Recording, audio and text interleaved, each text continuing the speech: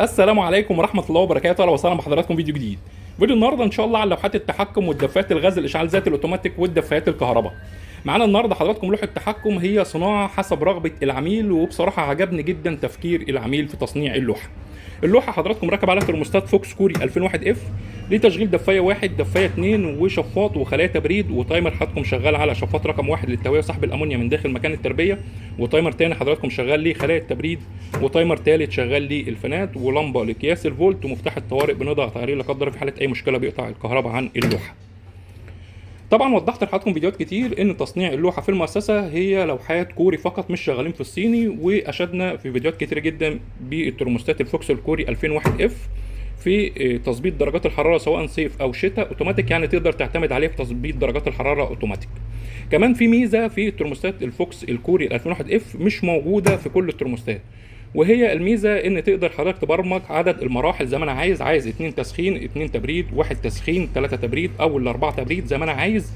هنا كان فكره العميل والصراحه عجبتني جدا، وهي عايز مرحلتين تسخين ومرحله شفاط ومرحله خلايا تبريد. المرحله الاولى حضراتكم صل على محمد. راكب عليها 3 دفايه كهرباء.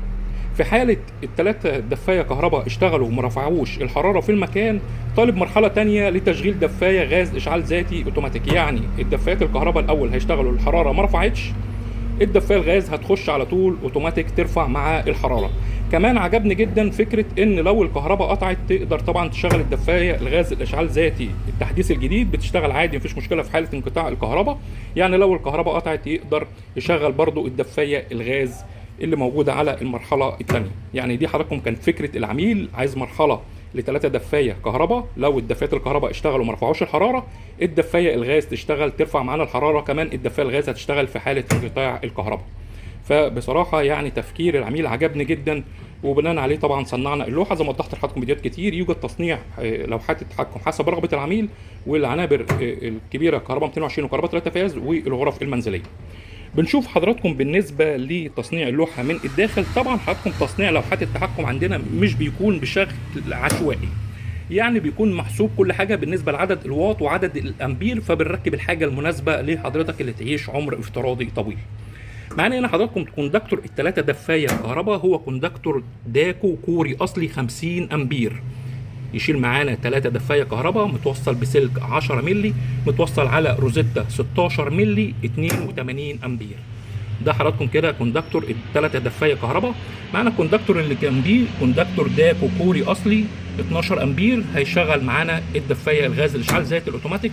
بعد كده كوندكتور الشفاط كوري داكو اصلي 12 امبير، كوندكتور خلايا التبريد كوري داكو اصلي 12 امبير، كوندكتور الفانات كوري اصلي 12 امبير. متوصل حضراتكم جميع السلوك على مفتاح ثنائي 63 امبير هونداي كوري اصلي، والسلك العمومي حضراتكم المغذي للوحه سلك سويدي اصلي 10 مللي. جميع حضراتكم السلوك المستخدمه هنا سلك 10 مللي، سلك 3 مللي، سلك 2 مللي، والسلك الرئيسي 10 مللي. جميع السلوك سلك سويدي اصلي، والسلك الرئيسي 10 مللي. وضحت لكم فيديوهات كتير برضو مفيش كباري، ومش بننصح بيها تماما كباري بين الكوندكتورات، لازما كل كوندكتور ياخد كهرباء وارضي من المفتاح العمومي. هتلاقي حضرتك اللي عامل سلكين هنا وسلكين هنا، دي كده كباري مش بننصح بيها تماما. كمان لما هتلاقي حضرتك عامل بالشكل ده هتلاقيه موضح لك يتوصل فين الفرد الكهرباء والفرد الارضي. عندنا هنا في اللوحه تقدر توصل في اي مكان الفرد الكهرباء والفرد الارضي، وده الشغل المظبوط. يعني تقدر حضرتك تدخل هنا الفرد الكهرباء مفيش مشكله، هنا الارضي هنا الارضي هنا الكهرباء، زي ما حضرتك عايز وصل مفيش اي مشكله، لان الشغل مظبوط زي ما وضحت لحضرتك. هنا طبعا هنشوف طريقه التوصيل. اول حاجه من على اليمين الدفايات الكهرباء، الدفايه الغاز، الشفاط، خلايا التبريد، وتوصيل الفانات، وهنا مدخل العمومي للكهرباء. بنشوف حضراتكم الحساس الكوري الاستانلس الدقيق جدا في درجات الحراره، زي ما وضحت لحضراتكم في فيديوهات كتير، حساس استانلس دقيق جدا في قرايه درجات الحراره.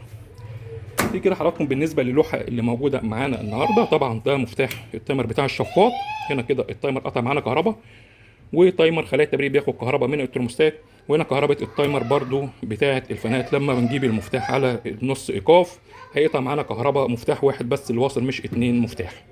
على الشمال الاوتو، في النص ايقاف، وعلى اليمين المباشر. دي اللوحه حضراتكم ان شاء الله خارج معاها النهارده 3 دفايه كهرباء، 4 شمعه، وخارج معاها الدفايه الغاز الاشعال ذاتي الاوتوماتيك اللي هتشتغل على المرحله الثانيه وهتشتغل في حاله انقطاع الكهرباء مفيش اي مشكله. يوجد بفضل الله تصنيع جميع لوحات التحكم حسب رغبه العميل للغرف المنزليه، لعنابر الدواجن كهرباء 220 وكهرباء 3 فاز، وشغلنا زي ما وضحت لحضراتكم كله شغل كوري. ويوجد دعم فني مختص لصيانه لوحات التحكم والدفايات الغاز، والدعم الفني بيتابع مع حضرتك في حاله اي مشكله لا قدر الله، وبيتابع برضو مع حضرتك في حاله توصيل اللوحه لو حضرتك ما عرفتش توصلها. وجميع اللوحات التحكم والدفايات الغاز عليها ضمان مدى الحياه. عنوان المؤسسه حضراتكم في عزبه الهجانه مدينه نصر القاهره، ويوجد شحن لجميع المحافظات. شكرا والسلام عليكم ورحمه الله وبركاته.